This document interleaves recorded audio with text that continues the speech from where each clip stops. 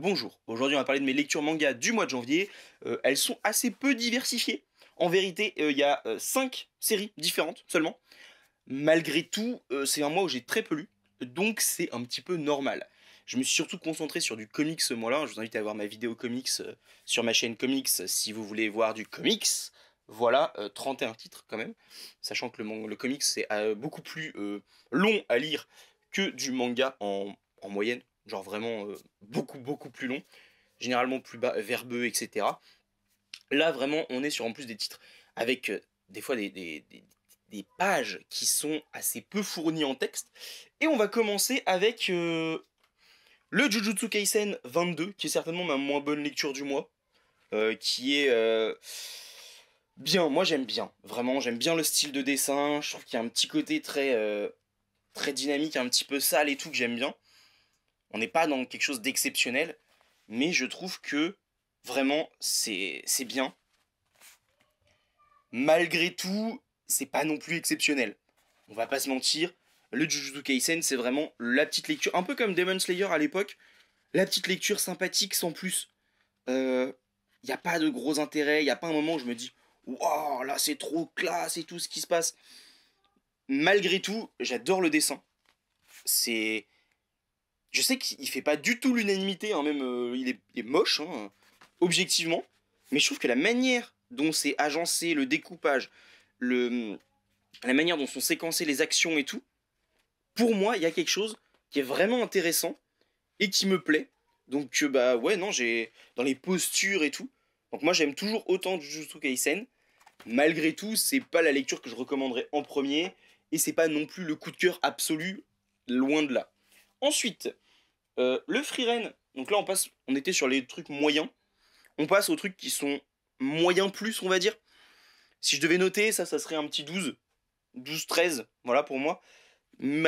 Parce que je mets 7 ou 8 points pour le dessin et pour la manière dont c'est construit, hein. Donc le scénario est pas top, hein, on va pas se mentir, mais bah, je prends toujours autant de plaisir. Là, on passe directement à du 15. Voilà. On est plus sur du 15, mais 15 solide. Frieren, Frieren, c'est toujours aussi bien, c'est toujours aussi détente, c'est toujours aussi chill, si je pourrais dire. Mais vraiment, non, il y a rien d'extraordinaire. En plus, on est dans un tome un petit peu, on a la conclusion de l'arc avec ces personnages-là, là, donc qui ont enfermé une cité dans de l'or. Et je pense que en animé, ça doit rendre très bien ça. Je sais pas si c'est sorti l'animé de ça. Je sais qu'il y a le début qui est sorti, mais je sais pas si on en est là. Je pense pas d'ailleurs. Et après, on est vraiment sur de la transition. Mais limite, les moments de transition dans Frieren, bah, ils sont aussi agréables que les moments d'action. Donc pour moi, c'est vraiment une série médiévale fantastique qui se passe dans un monde avec des elfes et tout, mais qui est très loin de ce que je lis d'habitude en médiéval fantastique. Je suis plus la médiévale fantastique style européenne où on est dans un truc un peu crado et tout, où les gens, il y a des guerres tout le temps, ils sont dans la pauvreté, etc. Là, on est plus au mode médiéval fantastique Japon où les villes sont propres, les gens sont gentils les uns avec les autres. Il y a des monstres qui attaquent, mais globalement, tout le monde a des vêtements quand même pas trop dégueux et tout. Enfin, tu sens que c'est pas non plus la misère totale, même quand il y a de la pauvreté, qu'il n'y a pas un danger énorme qui pèse, que la magie est vite très puissante. Là où dans ce que je dis d'habitude, la magie est plus, si elle est très puissante en tout cas, elle s'accompagne d'un gros coût. Là, t'as pas l'impression qu'il y a un coût énorme à payer pour la magie. C'est vraiment un truc un peu plus détente. Et c'est très agréable à lire. Les combats sont bien construits, sont intelligents. Donc vraiment pour moi, bah ouais, Frieren, c'est vraiment très bien. Et je vais clairement continuer la série. Ensuite, là, on passe au très bon. Au très bon truc. Voilà. Même presque excellent. Pour moi, il y a là, dans ce que je vais vous montrer, bah, c'est que des trucs que je vous conseille de lire. Malgré tout, Aoashi tome 20, du coup, très bien. Je vous conseille Aoashi si vous aimez le foot. Ou si vous aimez les mangas de sport en général. Parce que c'est un très bon manga de sport, mais si vous appréciez pas ce style-là, et voilà, ça risque de bloquer. Manga de sport plus à la HQ sur la fin. Ou pas vraiment. Slam Dunk sur la fin. Vraiment, quand on s'intéresse au sport et à ses à côté. J'ai un autre manga qui me venait en tête, mais je sais plus lequel c'est. Je sais plus. Je sais plus. Mais vraiment, on s'intéresse au sport et ses à côté, le côté compétition, sportif, etc. Donc vraiment, ouais, IQ sur la fin, c'est un peu plus ça. C'est toujours aussi bon. C'est là, ils vont affronter bientôt une nouvelle équipe, donc on est vraiment sur un tome de transition. Il y a beaucoup de tomes de transition dans Awashi, mais c'est important, je trouve. Il y a des choses qui évoluent. Les personnages sont bien amenés, c'est beau, c'est bien dessiné. Euh, on a envie à chaque fin de tome d'avoir la suite le plus rapidement possible. Là, je crois que ça sort en mars, début mars, si je dis pas. Fin mars, oh, ça va être long. Donc, fin mars, ouais, voilà. En général, quand une série, tu attends chaque tome avec impatience, c'est que globalement, c'est une bonne série. C'est vraiment la série maintenant qui a remplacé AQ dans mes grosses attentes. Parce que ça a beau ne pas être la meilleure série que je lis, c'est celle qui me donne le plus envie de la lire à chaque fois que je la récupère. C'est pas la meilleure, objectivement, mais c'est celle qui procure le plus de sensations et qui vraiment fait évoluer les personnages d'une manière qui me plaît énormément. On n'est pas dans du oh là là, il a débloqué sa 8ème, 10ème, 12ème transformation. Non, non, c'est vraiment il s'entraîne et tout, et du coup il progresse un peu à la Hippo, un peu à la, ah bah, la AQ justement. Et c'est vrai que les mangas de sport en général, j'aime vraiment plutôt ça. Si vous en avez à conseiller, bah, n'hésitez pas. On m'en avait déjà conseillé, mais vraiment, j'ai pas encore eu le temps de m'y mettre. Des mangas de sport qui commenceraient maintenant, ou bientôt, et qui sont bons, ou qui sont en pas trop de tomes, ça serait pas mal. Parce que les trucs où il y a 37, 38 tomes, bah ouais, j'ai déjà rattrapé Space Brother. On va en parler le mois prochain. Enfin, on va en parler bientôt même sur la chaîne, parce que je vais en parler bientôt. J'ai besoin d'en parler de Space Brothers. J'ai plein de titres dont il faut que je vous parle aussi, et voilà. On va reprendre la chaîne manga, on va reprendre un format un peu plus posé comme ça, et ça sera très bien. Ensuite, un petit peu au-dessus pour moi, on a les Desco. Donc Desco, c'est une histoire, j'en reparlerai ça en vidéo, parce que du coup la série en 7 tomes, c'est assez facile d'en faire une petite review.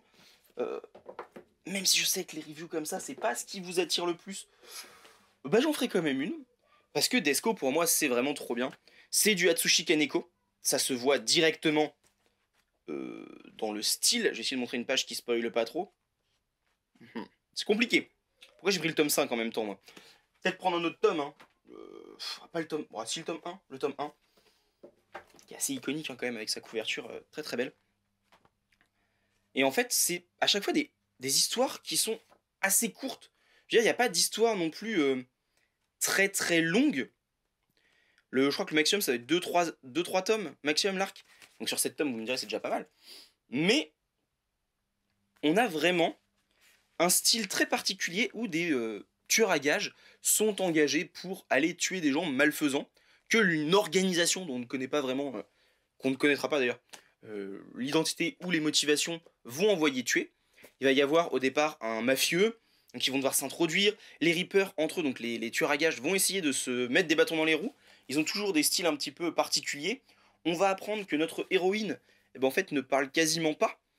Elle, tout ce qu'elle veut, c'est tuer à longueur de journée. Donc on a un protagoniste qui est vraiment très particulière, qui est accompagné, on les voit pas en couverture, de Madame M. Donc là, on la voit en dépression quand elle ne peut pas tuer. De Madame M qui a engagé Desco pour la tuer. Et on a son chauffeur particulier. Je sais plus comment il s'appelle, lui. Le chauffeur, il est où? Bref, un chauffeur particulier qui est aux ordres de Madame M et en fait qui déteste Desco. Parce que lui, il est amoureux de Madame M. Et Madame M, c'était une ancienne Reaper très influente, très importante. Et du coup, on a un titre qui est totalement barré.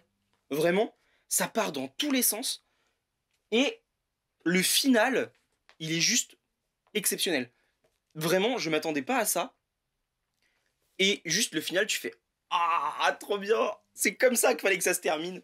Et c'est vraiment bien. J'ai adoré. Je vous en ferai une critique un peu plus détaillée. J'en ai déjà fait un post Instagram où j'en parle un peu plus.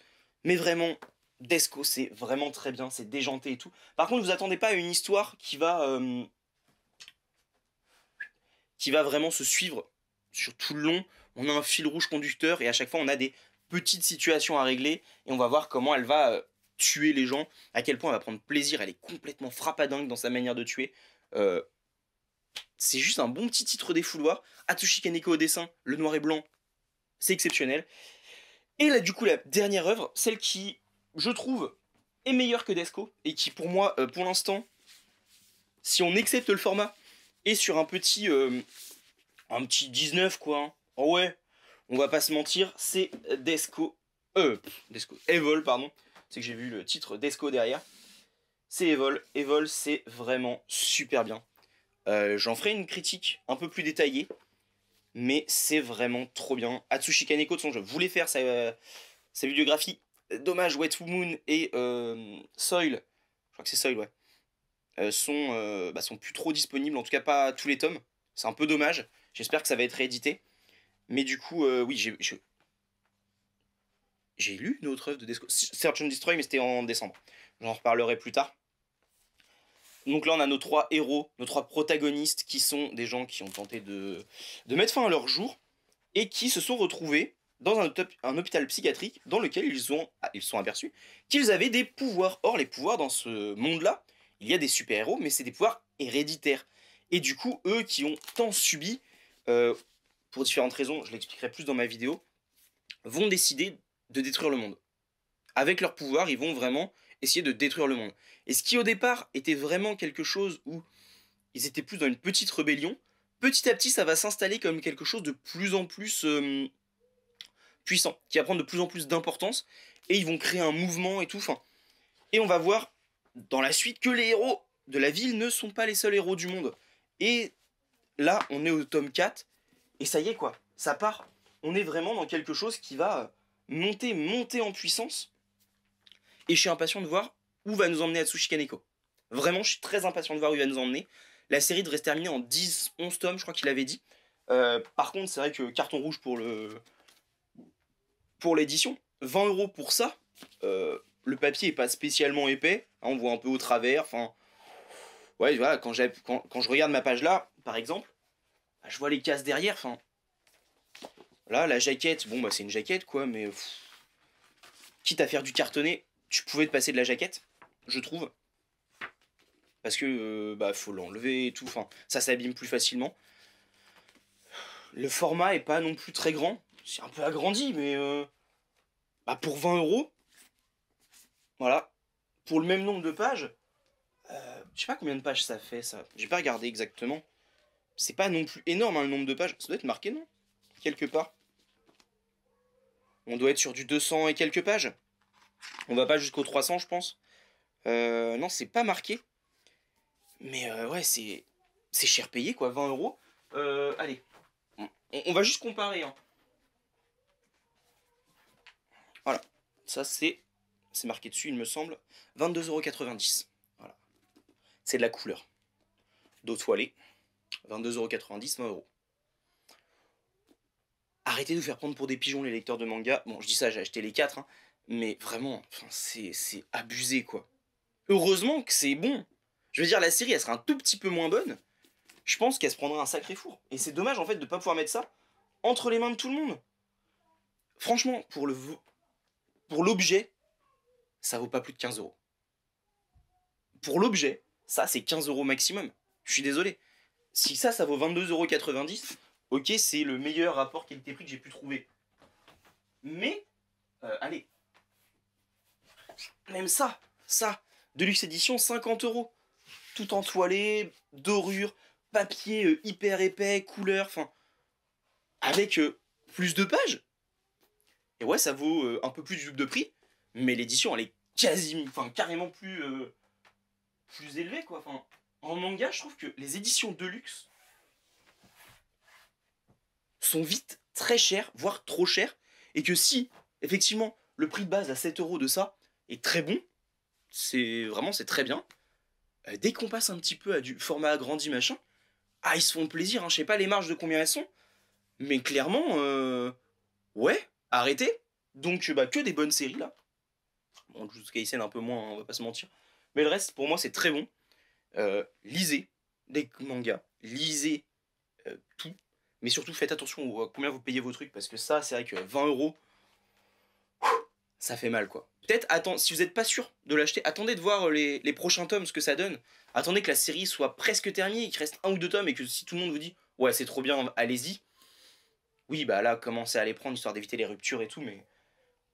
Ah, je trouve quand même que c'est hyper cher pour ce que c'est. Enfin...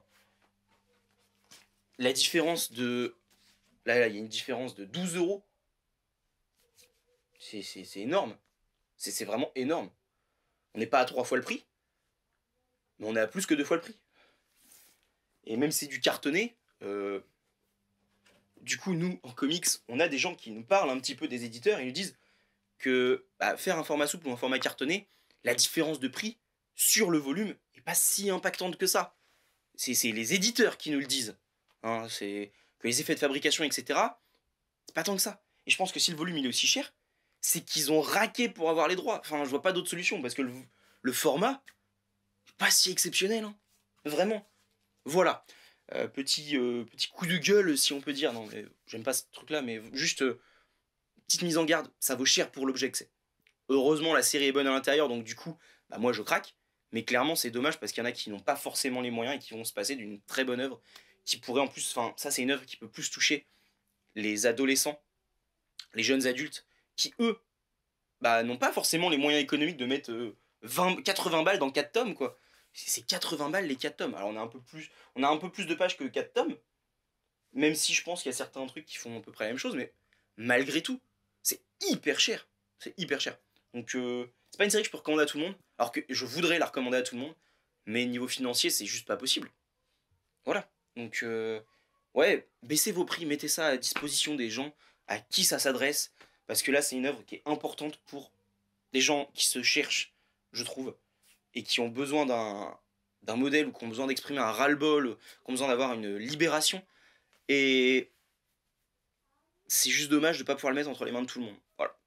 Même si les sujets abordés sont très durs et qu'il y a certaines personnes qui ne devraient pas y aller, mais malgré tout, je trouve ça dommage. Bref, on va arrêter la vidéo là, j'ai assez râlé comme ça, mais lisez Desco, lisez Frieren, lisez Awashi si vous aimez les mangas de sport, lisez Evol.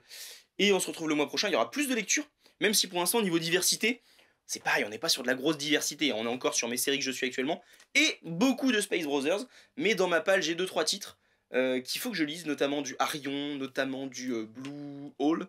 J'ai quoi d'autre? J'ai plein de titres. Si, j'ai du Matsumoto. Donc voilà, on va essayer de lire un petit peu ça pour le mois prochain. Sur ce, portez-vous bien, lisez des mangas, et à bientôt pour de nouvelles vidéos.